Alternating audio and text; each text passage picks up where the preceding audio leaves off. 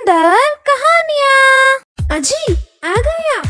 आ गए तो चैनल को सब्सक्राइब कर दीजिए, बेल आइकन दबाइए और अभी तक लाइक नहीं की है वीडियो को तो लाइक भी कर दीजिए और वीडियो शेयर करना ना भूलिए।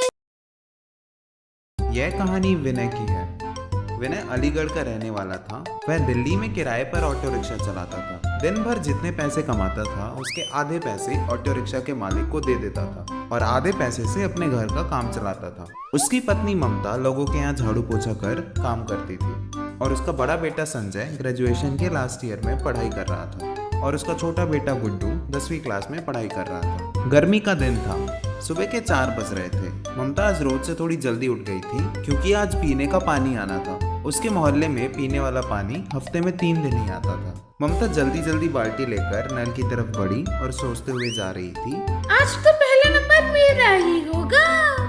सोचते हुए जब नल पर पहुंची तो देखा नल के आगे 2 बाल्टी लाइन से रखी हुई थी। यह देखकर ममता गुस्से से मन में बड़बड़ाने लगी, कमबख्त, ना जाने कितनी भूल से यहाँ आ जाते हैं, रात में सोते भी हैं या नहीं। मन ही मन बड़बड़ाते हुए ममता ने बाल्टी रखा, अपने तीसरे नंबर सुरक्षित कर गहरी सांस ली। पिछली बार ममता की आंख देर से खुली तो 25वां नंबर लगा था। उसका नंबर आते आते पानी ही खत्म हो चला था। सिर्फ 3 बर्तन पानी मिला था। उस दिन और रमेश की बहू से झगड़ा हुआ वह अलग।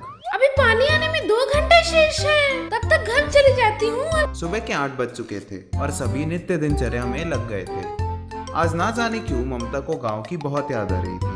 वह सोचने लगी, 6 साल हो गए हैं अलीगढ़ से दिल्ली आए हुए, कितनी शांति थी वहाँ। बड़ा सा घर, बड़ी बड़ी छत और यहाँ 2 कमरे में गुजारा करना पड़ रहा है। गांव में पानी की भी दिक्कत नहीं थी, घर पर एक कुआं था, शुद्ध खाने को मिलता था और लोग भी कितने सीधे थे। खैर शहर में तो बच्चे स्कूल में पढ़ रहे हैं, बस इसी बात की तो तसल्ली है। अब मेरा तो एक ही सपना है कि बड़े बेटे को कलेक्टर और छोटे बेटे को बैंक ऑफिसर बना दूं। अगले साल बड़े बेटे की आईएएस की कोचिंग लगवानी है। हम दोनों पति पत्नी ने मिलकर 50,000 रुपए जमा कर लिए हैं। अब बस 20,000 और जोड़ने हैं, वो भी जुड़ जाएंगे।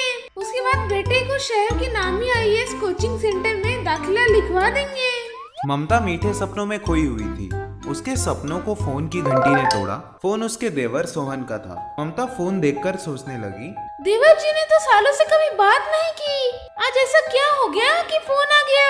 ममता ने फोन उठाया। सोहन जी रोते हुए बोले, भाभी आप और भैया को फौरन गांव आ जाओ, बाबूजी का देहांत हो गया है। ममता को अपने ससुर की मृत्यु की खबर सुनकर कोई आश्चर्य नहीं हुआ क्योंकि उनकी उम्र 95 साल की हो चुकी थी। अब कभी न कभी तो उनको मरना ही था। पर लोग ताज के कारण वाड़ी में आश्चर्य भर ममता ने पूछा, कब और कैसे? शाम के 5 बजे तक घर पहुंचे। घर के चबूतरे पर बाबूजी का शव रखा था। आसपास सोहन जी और कई गांव वाले बैठे थे। सोहन को देख विनय उनसे लिपट गया और दोनों भाई एक दूसरे से लिपट कर रोने लगे, मानो दोनों में कभी कोई शिकवा गिला रहा ही ना। औरतें भी वहां थी, उसकी बुआ भी वहीं थी। उसकी बुआ उससे लिपटकर जोर जोर से रोने लगी, जैसे बाबूजी के जाने का सबसे ज्यादा दुख उन्हीं को हो। ममता को दुख तो था परंतु इतना भी नहीं कि वो रोना आ जाए, पर फिर भी वहीं लोक लाज के कारण वह भी रोने का नाटक करने लगी। फिर थोड़ी देर बाद अपने बाबूजी की लाश के अंतिम संस्कार किया। शाम को अंतिम संस्कार करके दोनों भाई साथ बैठे। दोनों के बीच बड़ी गंभीर वार्ता चल रही थी। विषय था बाबूजी की 13वीं का खर्चा। रिश्तेदार और गांव वालों को मिलाकर करीब 200 लोग हो रहे थे। ममता की बुआ बोली, इतने लोगों को क्यों बुलाना है? खास खास लोगों को बुला लेते हैं। गजब करती हो तुम। अभी 2 महीने पहले बिरजू ने अपने बाबूजी की 13वीं पर अपने गांव के साथ साथ पड़ोस वाले गांव के लोगों को भी खाने पर बुलाया था और हम अपने बाबूजी की 13वीं पर अपने गांव को ना बुलाएं तो कितनी जगह साई होगी। तुम सही कह रहे हो भाई, लोग क्या कहेंगे? 2 बेटे हैं फिर भी ढंग से 13वीं ना कर सके तो ये तो तय हुआ कि 13वीं पर रिश्तेदारों के साथ साथ पूरे गांव को निमंत्रण दिया जाएगा। दोनों सुबह होते ही पंडित जी के पास गए और 13वीं की बात की, जिस पर पंडित जी ने कहा, ये दान की सूची है जिसमें चरपाई, छाता, वस्त्र, गौ वगैरह वगैरह। हाँ, यही दान दक्षिणा मिलाकर कुल 15,000 रुपये का खर्चा है। उसके बाद पंडित जी अपने पेट पर हाथ फेरते हुए बोले, यदि तुम चाहते हो कि उनकी आत्मा ऊपर जाकर आराम से रहे तो अच्छा दान देना।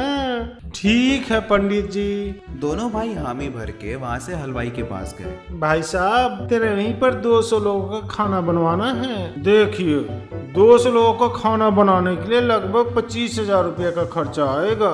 ठीक है भाई साहब। उसके बाद दोनों टेंट वाले के पास गए और उसे अपनी जरूरत बताई। लगभग 25,000 रुपये का खर्चा आएगा। ठीक है भाई साहब। दोनों भाई आपस की रंजिशों को भूलकर पिताजी के अंतिम कार्य में जी जान से जुटे हुए थे। आखिरकार वह दिन भी आ ही गया। 13वीं के दिन पूरा गांव खाना खाने आया। दूर दूर से रिश्तेदार भी आए। सबने दोनों भाइयों के इंतजाम की बहुत तारीफ की। सबके जाने के बाद जब हिसाब किया गया तो कुछ 1 लाख का खर्चा हो चुका था। 50,000 विनय ने दिया और 50,000 सोहन ने दिया। ममता ने इतनी मेहनत से जो 50,000 की धनराशि बेटी की पढ़ाई के लिए जमा की थी वह सब 13 दिन में खत्म हो गई। गांव से लौटते समय ट्रेन में ममता ने दुखी मन से पति से कहा, कितनी मुश्किल से एक एक करके बेटे की पढ़ाई के लिए पैसे जोड़े थे, सब खर्च हो गए। अरे अब पिताजी का अंतिम कार्य था, पैसे दोबारा जुड़ जाएगा। पिताजी की आत्मा में आशीर्वाद दे रही होगी। इस पर ममता चढ़कर बोली, माता पिता तो हमेशा अपनी संतान को आशीर्वाद देते हैं, इसके लिए खाकर भूल जाने वाले समाज के लोगों को खिलाने पिलाने की जरूरत नहीं पड़ती। इस बार विनय चुप था। ममता ने सच ही कहा था। लोग क्या कहेंगे के चक्कर में हम कई बार कर्ज करके भी झूठी शान बनाने में लगे रहते हैं। दोस्तों अगर आपको ये कहानी पसंद आई तो चैनल को सब्सक्राइब कर लें, बेल नोटिफिकेशन दबा लें और वीडियो को लाइक करके अपना फेवरेट पार्ट जरूर बताएं। धन्यवाद।